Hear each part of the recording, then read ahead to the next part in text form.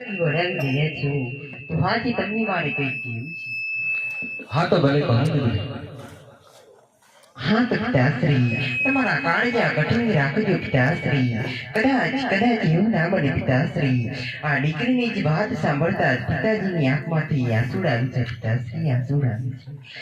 એ પણ જોડે ગૌરી જોઈ જોડે લીમડી રે, અરે પણ જોડે ગૌરી જોઈ જોડે લીમડી, અને પિતળ હોય જોડે એની જ સાય.